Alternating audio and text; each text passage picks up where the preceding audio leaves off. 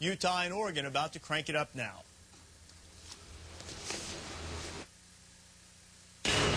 Oregon's season started September the 3rd in Boise. The offense sputtered in the first half, and the Ducks fell 19-8. Then the punch heard round the football world occurred. LeGarrette Blount punches a Bronco player. Not the start that new head coach Chip Kelly wanted. But the distractions are now behind them. They're 1-1, and they face Utah today, who comes in with a 16-game winning streak, the longest in the country. But for Utah, they must face a loud and rowdy crowd here at Autzen Stadium in Eugene. Don't mistake these Ducks for decoys. It's Oregon entertaining Utah next.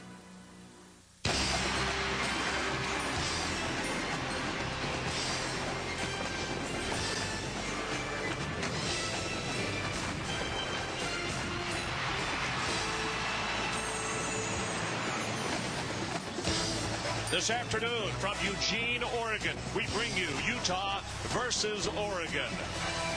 Hi, everybody. Ron Franklin, and welcome to Autzen Stadium. And I'll tell you, if you've never been to this part of the world and been to this stadium, it's only 57,000. But I'll tell you, that 16-game winning streak by the Utes could be a difficult thing to hold on. It is loud, loud. In fact, my broadcast partner in Cunningham played at Washington, and he can tell you best of all. In fact, let's go down to the field and talk to Ed. Ed, by the way, what was your record here?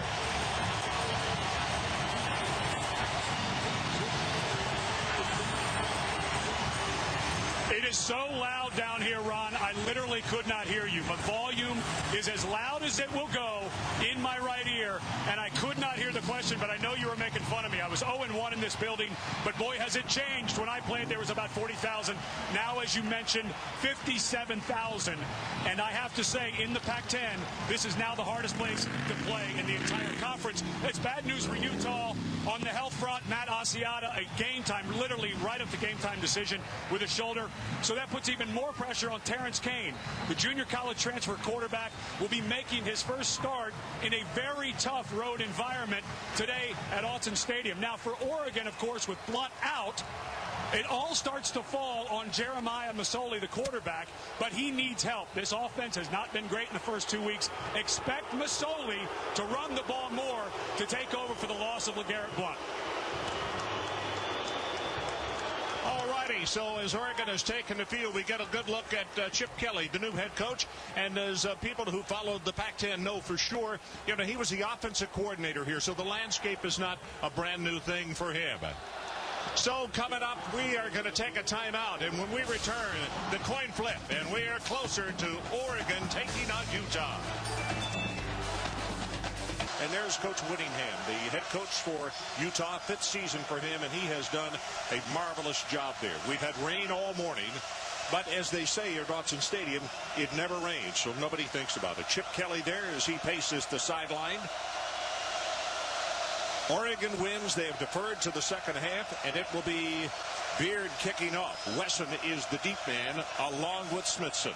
And LeGarrette Blount, of course, out for the season, so as we talked about in the open, still trying to find a running back they can go to.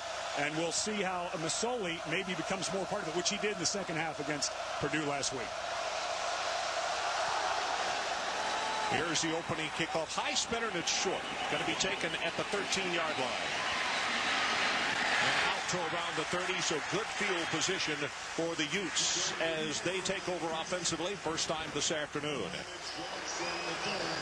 Terrence Kane, as we look at our quarterback profile. And is such a great player at the high school and junior college level. One of the top recruits coming out of the junior colleges. And, of course, he knew he'd have a shot at number 1 with the graduation of Brian Johnson. They talk about how calm, cool, and collected he is. He did play a road game last week against San Jose State. Smaller stadium, was not full. And there was a back judge who threw a flag. So they're going to re-kick.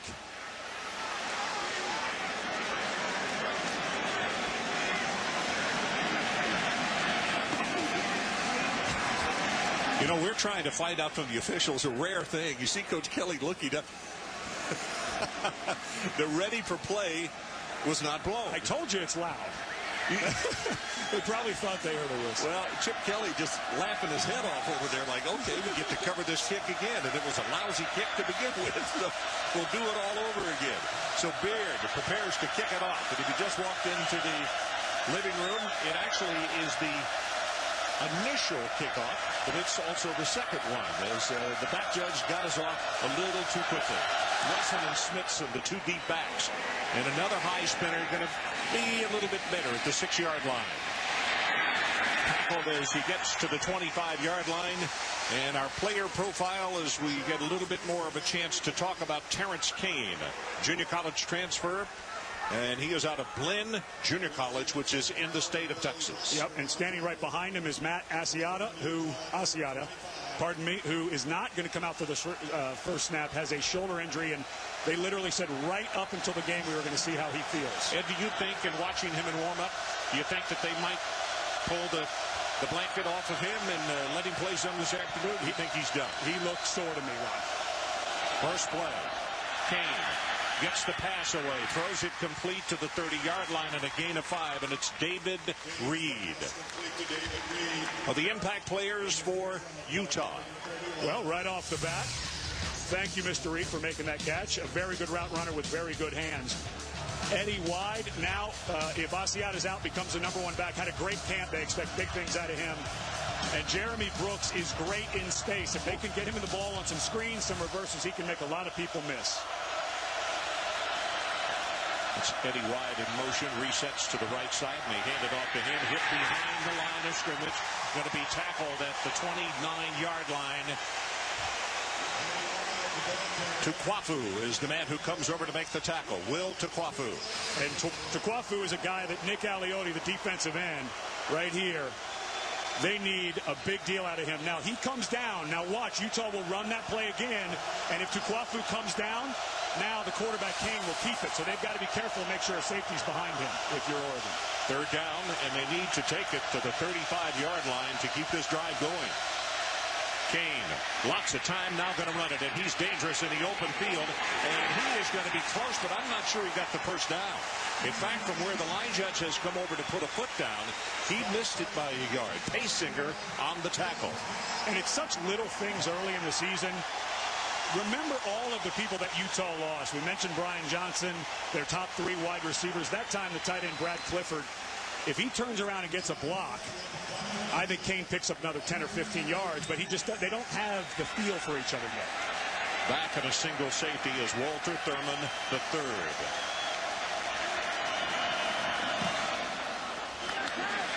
Selwood gets his punt away. Thurman, big opening. Gordon at the 50, one man to beat, and he could be gone. 25-20, 15, 10-5. Hello, touchdown on the opening punt of the afternoon. Offense still has not hit the field for the Ducks.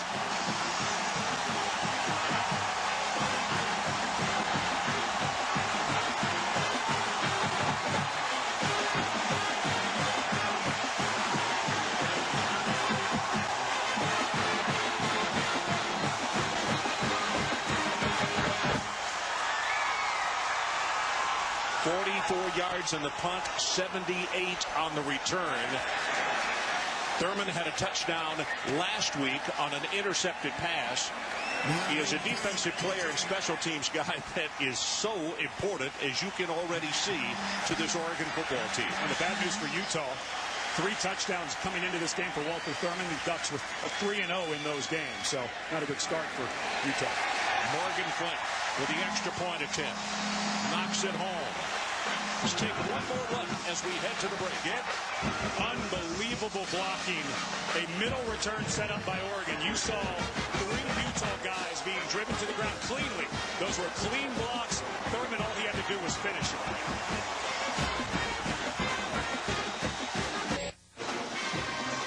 So it is 7-0 on the strength of a punt return of 78 yards. And after the kickoff, we're going to take another look at it. Boy, what a great job of execution as far as the special teams. And Tom Osborne is the special teams coach here, and the players rave about him and his abilities. Yeah, and he got a great effort out of that guy on the left, Willie Glassburn. We'll show you that in a minute. Unbelievable blocking. Rob Beard prepares to kick it off for the second time this afternoon. As I said, you just joined us. The offense has not come on the field yet. This one from the 2, Smithson. 25, tries to cut it back, and is going to be stopped just short of the 30-yard line. Well, I'm going to circle the 4 great blocks. Watch in a middle return these 4, but then this is the guy I want to focus on.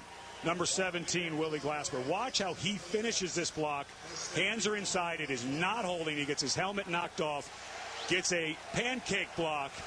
Don't take anything away from Thurman III, who now has 4 touchdowns in his career. But that is as good as you can block in middle return. A lot of thank yous when he got to the sideline. I hope so. I am sure. Eddie Wide continues to operate at tailback. Kane right over the middle, and the pass is dropped. Intended for the speedster, Jeremy Brooks. Jeremy only 5'7", 170 pounds. And we expect, particularly with Asiata out of action today, to see them try to get the ball to him any way they can. In space, Brooks is as quick as anybody we've seen. Yeah, short-armed it a little bit there. The ball was thrown on time accurately by the quarterback. Utah's they've got to get a drive here in this building right now, or it can start to get real energetic. Terrence Kane again from the shotgun. Pumps to the right, now throws back to the left side. Reed, the receiver, and he will be tackled at the 33-yard line. Let's take a look at your game plan, Ed. Well, for Utah, we already said, we showed that one earlier where the defensive end came down. Read the zone read. The quarterback, if the defensive end on the backside comes down, take it out. Get Brooks in space. That's 85, the guy we're talking to. Get him a bunch of different ways. And for Oregon, use a lot of decoys. You've got a young, inexperienced quarterback in a loud building. Try to fake some blitz, drop out in zone, and see if you can't get some picks. Kyle Whittingham looks on as his ball club has a 3rd and 6. Gets the pass complete. That's enough for the first down. And it is John Peel, a senior out of Scottsdale, Arizona.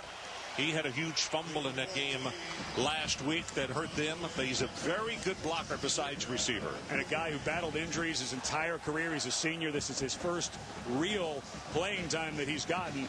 And right now, Terrence Kane looks really good in the pocket. He's setting his feet. They're getting protection for him. Doesn't seem to be irritated by anything as far as the surrounding. Asiata has just come into the ball game. Number 4, and he's a large one at 5'11", 220. They fake it to him. Kane will take the keeper for a couple of yards around the 50. John Boyette, a redshirt freshman out of Napa, California, with the tackle for the Ducks. And that was a terrific play by Boyette, because that was the same thing we saw earlier. Kane read that defensive end that he's staring straight at.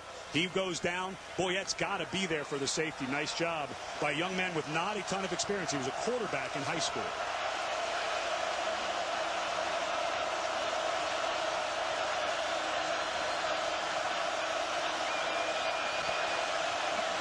Second down and 8. Oregon leads 7-0. Movement on the offensive front, or was there? No, and I think the defensive player who jumped across is trying to change the blame here, but I think it's going to be Oregon. Tuena, Simi Tuena, a senior out of American Samoa, is the man who jumped. Red ball, outside by contact. Don't go friendly. Made second down. Brian O'Kane, referee today, out of the Pac-10 Conference. You know what? The pointing. I love the pointing. Well, it is hard to hide when you're his size, when you're 6'4", 318 pounds. But you want to find a hole, because you know when you go back to the sideline, Nick Aliotti is going to be all over you, isn't he? Second down and short, and it does really change the play. It was a second down and 8. Asiata remains in the ballgame, offset to the left.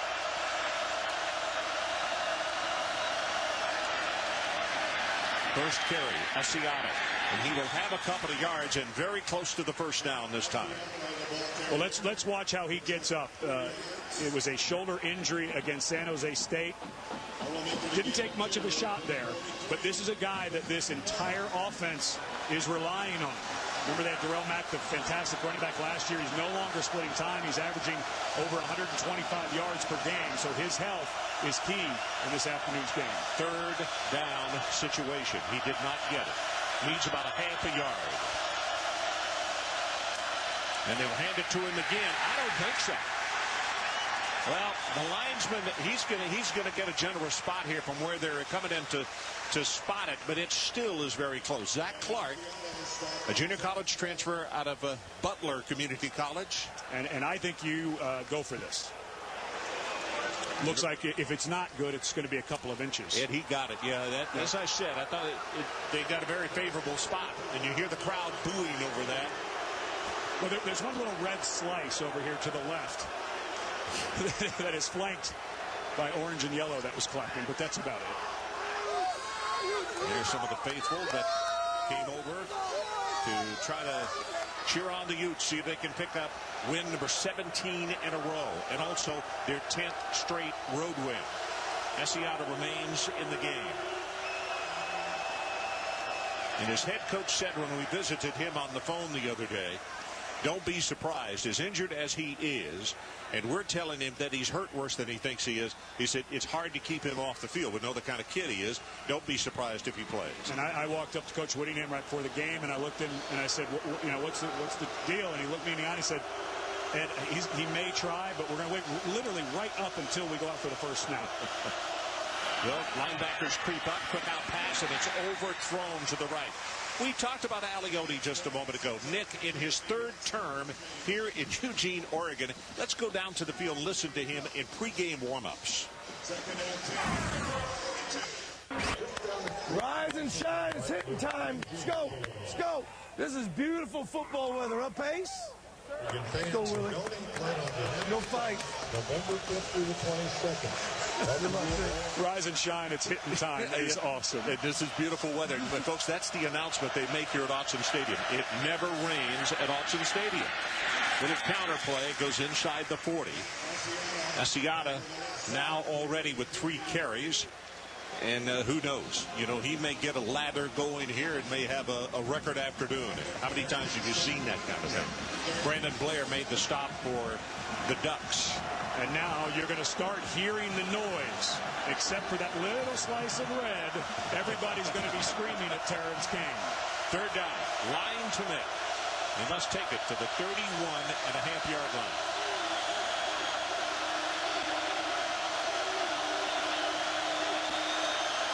Kane, quick pass over the middle, got it complete. Brooks, and the ball is loose. And I believe David Reed came back and made the recovery for Utah. Well, this has been a problem for Utah. 5 turnovers, well, actually, 5 fumbles in the first 2 games. 4 turnovers. They lost 4 of them. Yeah. Well, and that's twice now that we have seen Brooks not really being good with the ball. He had the drop earlier that hit him right in the hands, and just very lucky that Reed, who we talked about as an impact player, such a steady guy, was around the ball. And I like this decision. Too long for a field goal, too short for a punt. I think this is the right call on 4th down.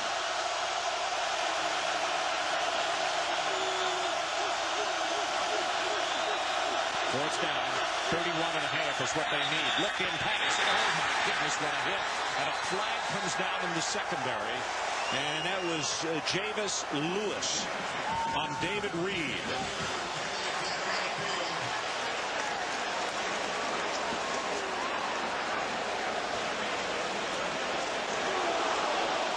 Prior to the play, charge timeout, Utah.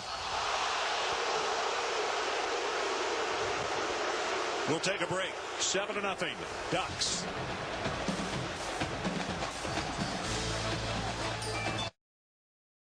Get to the 31.5-yard line. Kane near sideline. Ball is batted down at the line of scrimmage. It will be Oregon football, and it's Brandon Blair, a junior 2-year letterman out of St. Anthony's in Idaho. Well, it was wide open. Excellent job that time by the 6'7" former basketball player. When I was out down for warm-ups, he is all of 6'7".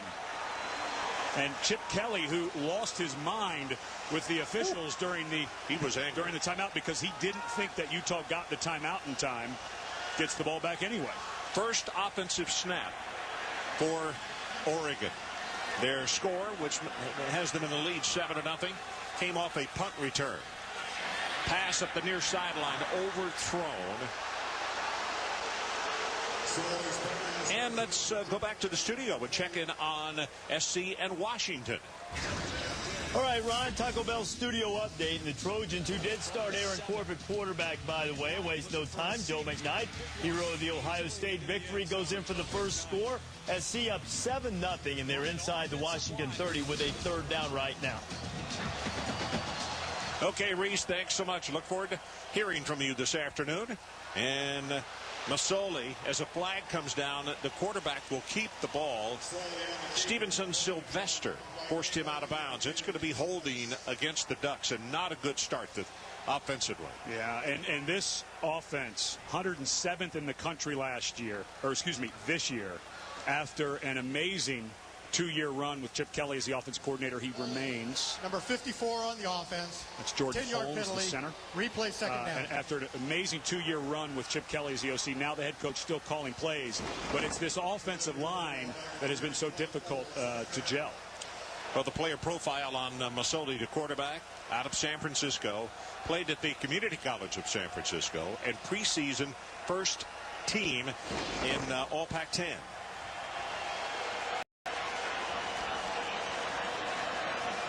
So second down and 20 as the ball now rests at the 24-yard line. Ducks lead at 7-0 on the strength of a kick return by Thurman. And that ball, is it loose as they fight Koa Misi. No gain on the play, and Misi is there to make the stop. And that's one of the matchups that everybody talked about. Misi, a very good and active defensive end against Bo Tron, the left offensive tackle for Oregon. And now if you're Oregon, I think you're thinking field position here. I would expect some type of screen or a draw. Try to flip the field. We're up 7-0. Quit going backwards. Don't have a turnover in our own territory. Masoli, far sideline, this one well overthrown, and a flag is down. We're going to have another holding call against Oregon. Yeah. So field position is out the window. Wow. And they'll decline it, of course, so that it brings up fourth down for Oregon. But right now, you just got a glimpse of why Oregon is struggling coming into this season offensively. The offensive line had to replace 2 first-team All-Pac-10ers, 6 total linemen, 3 of which went to the NFL, and an expected starter went on a Mormon mission. So this offensive line is just trying to get its feet wet. It's not working out so well early in the season. Here's the freshman, Jackson Rice. The ball is blocked as he kicked it into the backside of his personal protector. The personal protector got backed up, and it's a block, and Utah will take over the football at the 19-yard line, and it was Elijah Wesson who makes the recovery for the Utes. Well, you had a punt return for a touchdown. Well, that was just an excellent job that time by Wesson. He pushed the up back. I think it hit the up back, and I believe Wesson got a hand on it as well. He pushed the personal protector all the way back, which was Riley Showalter. Pushed him all the way back towards the punter and then got that arm up. And you see that a lot, Ron. Tall receivers on punt block just for that reason. So look at the field position now that the Utes have. This crowd standing up trying to help out the defense. Eddie Wide at tailback, replacing Asiata. From the 19. Kane keeps it at the 10, at the 5, and he'll walk in. Touchdown, Utah.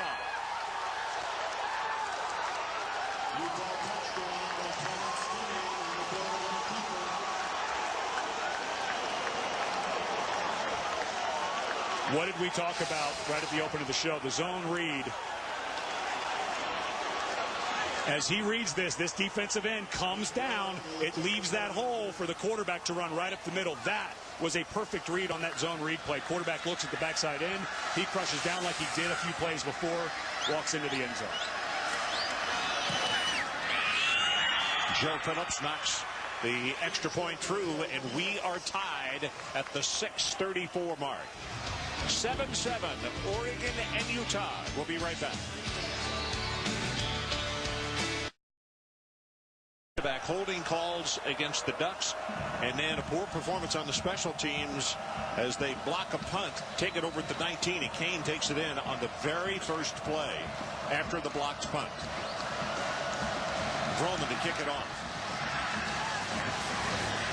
And it's going to be 2 yards deep, and it'll be Thurman, who had the 78-yard kick return and a nice open field tackle at the 22 on the part of the Utah special teams. And it was John Peel, the wide receiver. Reese Davis, let's check with you an update on Virginia Tech and Nebraska.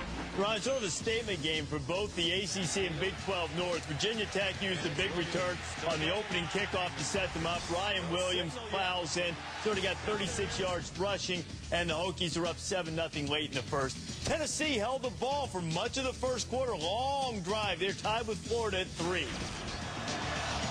Okay, Reese, I'll tell you, Frank Beamer has found a couple of freshman running backs that they were going to try to redshirt, and they are really playing lights out. LaMichael James catches that pass, and he catches the defender at the exact time. Here are the impact players for the Oregon Ducks. Ed?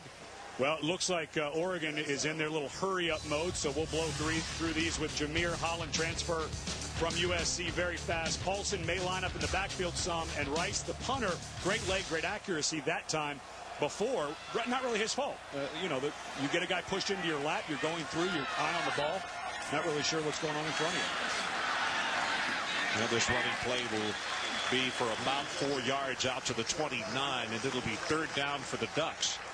Looked like a lot of movement along the line on both sides before the ball was snapped. But this, no flags. And this is where the LeGarrette Blount suspension impacts on the field. I think Chip Kelly, his staff, the entire athletic administration, has done a great job to separate themselves from the off-the-field stuff. But now trying to establish a running game is a big deal for them. This running play will have the first down to the 34. Again, LaMichael James. And what it's talking about is they're not big. James is 180 and Barner 180. And so when you get into passing situations, you know, it's a little bit of a misnomer. If you haven't seen Oregon play in the last couple of years, they've been one of the best running teams in the country, not just in the Pac-10. So that's a big deal for Chip Kelly in this offense. Masoli looking long, just a little bit beyond the outstretched hands of his receiver, and that's David Paulson. How about your game plan as far as the Ducks are concerned? Well, I think they're going to have to get Masoli into more and more runs. We'll see that as it go on. Get creative with Jameer Holland, use him on reverses, things like that. And for Utah, negative plays, and we've seen it with penalties, but some blitzes early on first down because of the inexperience of this offensive line. I don't think they can handle a moving front. Masoli keeps the ball being forced out of bounds, but it's going to be close to the first down. It'll be a third and short as R.J. Stanford makes the tackle. Senior out of Chino, California. You know, it's interesting that Jeremiah Masoli was the preseason first-team All-Pac-10 quarterback, because everyone remembers last year how well he played at the end of the year. But the beginning of last year, he was a August enrollee from junior college, had a wrist injury, wasn't cleared to even practice until the first game, ended up starting those 10 games. So he's still in learning mode as well. Well, they need about 2 yards, and it's going to be close. But I think, yeah, the spot that he is getting would be enough. Joe Dale, the strong safety, senior from Irving, Texas, steps up into the hole to make the tackle. And there you see the signal, 1st and 10. You know, Masoli, we saw him carrying the ball just a moment ago. Yesterday, we had an opportunity to talk with him. What is the mood of this Oregon football team? I think we're real confident right now, even though, you know, we've been through our trials and tribulations early, first game. Not only a loss, but we lost our, our starting running back. I think it takes a great team to bounce back and stuff like that. And, I think we proved to ourselves last week that we can do it. Well, we will see this afternoon. I'll have to admit, after the last offensive series, as we said here on top of the stadium, we talked about how emotion-filled this crowd was. When the back-to-back holding calls and in the block punt, the air kind of went out of this crowd. Now they're beginning to build it back up a little bit. Well, they're used to a lot of offensive yards in this part of the country, and they haven't seen it in the first 2 ball games at Boise State. Last week against Purdue, 2 defensive touchdowns and interception that set up a field goal, so they wanted to get going. Masoli keeps it, tries to bounce it outside to the left, nothing doing. Going to be a 3rd down and 10. Koa Misi, the right defensive end, the senior out of Santa Rosa, California, played at Santa Rosa Junior College. And I'll tell you, he's been everywhere already. We have him unofficially with 3 tackles. And the new defensive coordinator at Utah, Kalani Sitake, who takes over for Gary Anderson, who went to Utah State. Of course, offensive coordinator change as well. So a lot of turnover for Utah. He said, Misi's one of my guys. I need him on downs like this to get pressure so I don't have to bring blitzes. Back in the pocket. Pressure coming. Didn't see it at first. Gets away, though, and now is going to be sacked. Now, is that great stick-to-itiveness or what? That's Brandon Burton. Yeah. And what a great call by Sitake. He brings a late corner blitz. Burton did not show that he was going to come. So Masoli didn't realize he was coming until he was on top of him. And they had great man coverage behind it. And Masoli literally couldn't find anybody open. Burton bounced back up and makes the sack on the second time around.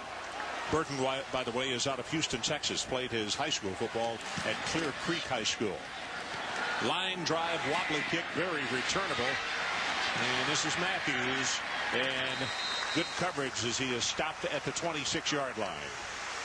Well, this week on ABC Saturday Night Football, Colt McCoy and the number 2 ranked Texas Longhorns looking for a little payback against the head Pirates, Coach Mike Leach and the Red Raiders. And that one is tonight, 8 o'clock Eastern time, 7 o'clock Central on ABC down in Austin. And we saw game day this morning, and those folks are a little bit fired up on the 40 acres. And I like what Mac Brown did with Colt McCoy. There's so much pressure on this young man, internally, externally. He sat him down this week and said, can you please just start having some fun? This is college football. Enjoy yourself. And a very focused team. I don't like Tech's chances in that ball game tonight. Kane going to step up into the pocket, throws the ball short. One other note on that, McCoy is absolutely one of the nicest kids that you could ever run across. Is one of those who wants to please everybody. And Mac Brown said, everywhere you've gone this summer, people would shake your hand and say 2 things. Hey, win the Heisman Trophy, and also, by the way, win a national championship. And he said, you know, get that off your mind. Go out here and play and have a good time. You know what he should say to him from here on out? I'll do one, but not the other. You pick. Asiata comes back into the ball game at tailback. It's a 2nd down and 10. We are tied at 7. Late moments of the first quarter. Asiata maybe has a yard, and that's it. As the defense rises up, led again by Brandon Baer, the big 6'7" defensive tackle. You get a sense for Oregon. Couple of hands on hips there. This team defended more offensive plays than any team in the country last year. And right now, there's only 2 teams in the country who've defended more plays into the 3rd game of the season. So they're conditioned, but it does start to wear them out. 3rd down, and then they've got to take it to the 36-yard line. Again, it's Kane. Got a man out there, and good hit and timely. Now, Brooks is asking for a flag, but that seemed like a well-timed hit on Javis Lewis, and he dropped the football. That's a couple that have been around the little wide receiver that he either has fumbled or not been able to hold on to. So it's punting time. And you remember what happened the last time. And if you didn't, I'll refresh your memory. Yeah. It was a punt return for a touchdown. I would angle this ball towards the numbers. If it's 35 yards and out of bounds, consider it a win. Selwood with the kick. High hanging, no return on this one. And the fair catch made by Thurman at, where are they going to put it out? 34-yard line. Reese Davis, let's check in again. Another update on Southern Cal and Washington. Trojans had a 10-0 lead, Ron, but Jake Locker, quarterback draw out of the shotgun, and he sticks it in to cap the 8th-play drive. It's 10-7 now as they go to the 2nd quarter in Seattle. Okay, I mean, you talk about a place also that can be difficult to play. We were up there for Ohio State year before last, and the crowd had a huge bearing in that one. On 1st down, Masoli with a bootleg. Got a man wide open over the middle. That's Mayo at the 10, and they're going to be hauled down at around the 8. 1st and goal, Ducks.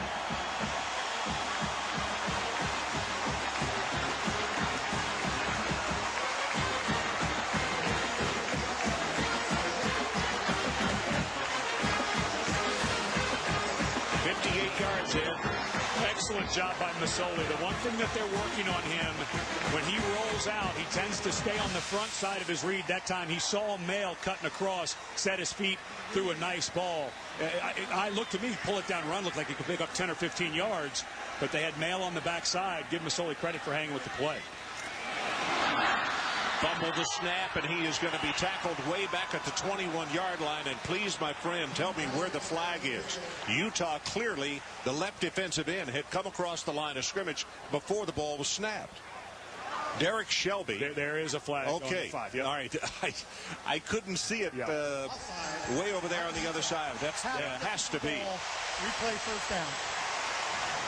Well, and you wonder if that rushed Masoli, took his eye off it, because this is a perfect snap that just goes right through his fingertip. Well, little to the right. They were running it looked like they were going to run a sweep, quarterback sweep to the left. So just a tiny bit right, and he tried to one-hand it instead of get it with both hands. But good call. Get the 5 yards. And first down and goal now from the 4-yard line. And LaMichael James, a little redshirt freshman out of Texarkana, Texas, lines up at tailback. And they give it to him right at the middle, and boy, he just swallowed up. And here is what Ed was talking about. You missed Blunt. That, not having the big pounding running back, because James is 180, Barner is 180, and even Andre Crenshaw, the senior, who is the number 3 tailback, he's only 196. And when you're playing 300-pounders, it does make a difference. They give it to him again and plows his way forward, and he found the hole. Touchdown, Ducks.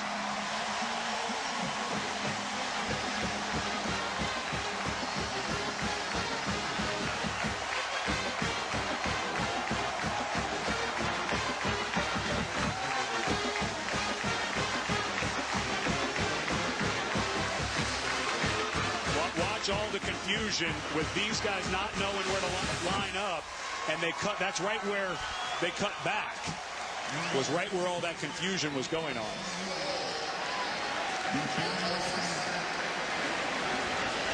Flint with the extra point attempt, trying to put his ball club up 14-7, and he does. Take a break.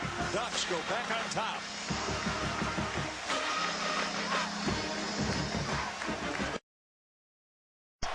It's just missed. It's really hard to explain what happens in the Northwest. It doesn't rain. Yeah. It just water just hangs in the air, and it slowly starts to accumulate on your body. I think you get wetter though with it, because the drops are closer together. Yeah. Anyway, it is funny to hear the crowd when they announce, "Don't forget," and everyone chants in unison, "It never rains at Autzen Stadium." This kickoff 5 yards deep, and Smithson's going to return it.